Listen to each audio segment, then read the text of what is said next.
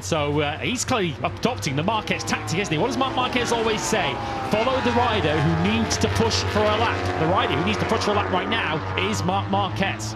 Pecco Bagnaia, full attack mode. He's got Raul Fernandez about, what, 50 metres or so behind him as those two charge towards the most severe braking zone around this Brno circuit into turn 3. Squeezing that front brake for as long as you dare, just to get the bike pulled up there.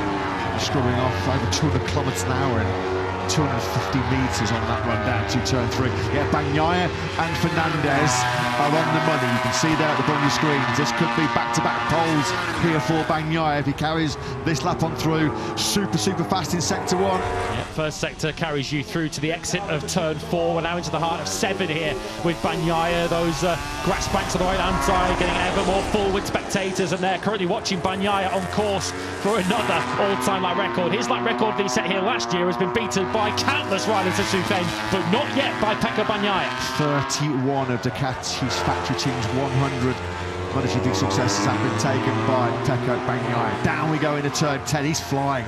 He is motoring here, isn't he, Bagnaia? He is relishing in this high grip situation. Struggles so much on the GP26 to find rear grip. But this newly resurfaced Brno circuit is offering so much traction. So many riders also flying. Ogura is halfway around his current lap, and he's absolutely charging towards a low 151. If Bagnaia does take this lap through to provisional pole, I'm not so sure how long he will be there, because Ogura, Marc Marquez, Fabio Di Giannantonio are charging. Bagnaia's over the line. He does go into provisional pole on 151.383. The way Ogura's going, Ogura could be giving us a 150, which would be unbelievable. Here is Marc Marquez, but look at Ogura. He's threatening a 150. It was a big final sector, though, for Pecco Bagnaia. He pulled a quarter of a second out on Digia, so Marc Marquez is going to have to deliver in this final sector. Of course, it was Bagnaia and Marc Marquez 1-2 in the grid here last year. Marco's over the line. It is a 1-2, but Ogura chasing a first MotoGP pole here. Over the line he goes. Ogura does move into pole position. He's so close to that magic 150. What a lap. What a lap from Ogura, a 151.139 has at this stage destroyed the opposition. He's almost a quarter of a second clear of Bagnaia, almost 3/10 clear of Marc Marquez, 4 times Brno winner. What about Di Giannantonio? Nothing he can do. That is a brilliant 151.350 from Digia, but still not within 2/10 of a second of Ogura. What a sensational performance by the Japanese star. Unreal performance from Ogura so far. And at the moment, Marco Bezzecchi does not have an answer to it, nor does Jorge Martin. Martin's currently 10th, and on a slow lap with 2 minutes remaining, he'll have one more shot at this. Bezzecchi 2 tenths down. He's got a narrow gap to try and fit into if he wants to get himself onto the front row of the grid. Di Giannantonio, Bagnaia and Marc Marquez, there's a 10th between them. Can Bezzecchi get ahead of those and join Ogura on the front row? Before this weekend, we'd never seen a 151 lap in Brno. We almost got treated as something out of this world by Ogura. We were almost expecting him to deliver a 150, which would have been some performance. What about Bezzecchi? Not on the front row into the final 2 minutes of this super dramatic Q2 session here in the Grand Prix of Czechia. Bez up to 4th with a 151.428.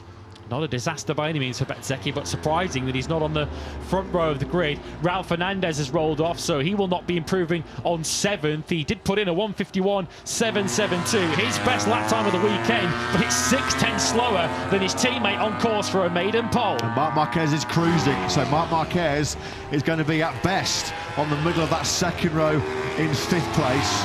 Or is he just setting himself up? He's got one more. He'll get over the line here. Is Marc just building up for one final big assault? One final big push? No. Is he going to... He's cruising over the line, isn't he? He's now throwing his head on the bubble, but he's not going to be carrying the speed down this main straight to improve, even with a minute to go. Surely this is the end of Marc Marquez's session. Moreira is still with him on the second row of the grid. Moreira at 6th. He's pitted. He won't improve on that 151.6. We've got Fernandez, Acosta and Morbidelli on the 3rd row. And a crucial final lap has just started too for Jorge Martin, who sits 10th at the moment. Yeah, last time he was in Q1 and got himself through in Catalonia, he was on the 3rd row. Well, this time around here in Brno, he's going to be on the 4th row potentially. Yeah, nothing going at here for Marc Marquez. You can see the body language as he came out of that final corner. He was not anywhere close to full racing speed, so he's going to have to take his medicine and start at best from 5th place. Is he going to be under any pressure to be bumped off to 2nd? I don't think he is. Only one who might do it is Fermin Aldeguer, who's just the personal best in the 1st sector. Martin, personal best in the 2nd sector, but he's already nearly half a second down. It's going to take something magical from Martin to even get himself onto the 2nd row from there. Best he can offer, I think, here, Martin, is maybe squeaking onto row 3. It's Taka Nakagami, who is trackside here. The last time a Japanese rider was on pole position in MotoGP at Aragon a few years ago. Unfortunately, it was a very short-lived affair for Taka, who crashed out on the very first lap. But I'm sure Nakagami, watching trackside here as he's ready to test the 850cc Honda on Monday, will be super proud of Ogura, who has delivered brilliance on Friday and Sprint Saturday so far here in this Grand Prix of Czechia. Fast as he was yesterday, he's destroyed the field in this Q2 session. He's not even close. What about Fermin Aldeguer? What about Jorge Martin? Have they got any late fireworks to deliver here? No, Martin then will be heading the 4th row of the grid in 10th. Oh, if Aldeguer, I was going to say Aldeguer might beat him, but he's clearly had a problem in the final sector, so he stays 11th. So Jorge Martin, surely by the time he serves his 2 long lap penalties tomorrow from 10th on the grid, he's going to be way out of podium contention. He needed a good qualifying today with those penalties to come. Martin hasn't got one. Nothing going for Digia. Nothing going at all. He'll settle for a front row start, though. That's going to be his 4th front row start in 2026. Francesco Guidotti there just saying you can go and speak to Davide Brivio to get some quotes on the absolutely unbelievable, phenomenal performance of 2024 Moto2 World Champion Ogura. Not only has he found himself qualifying on the front row of the grid for the first time in his MotoGP career, but he has done it in some style. He's done it in dominant fashion. A 151.139, an all-time lap record for the 2nd day in a row for the Trackhouse star. Nobody else within 0.2 of a second. First Japanese pole sitter since that terrible Grand Prix at Aragon back in 2020.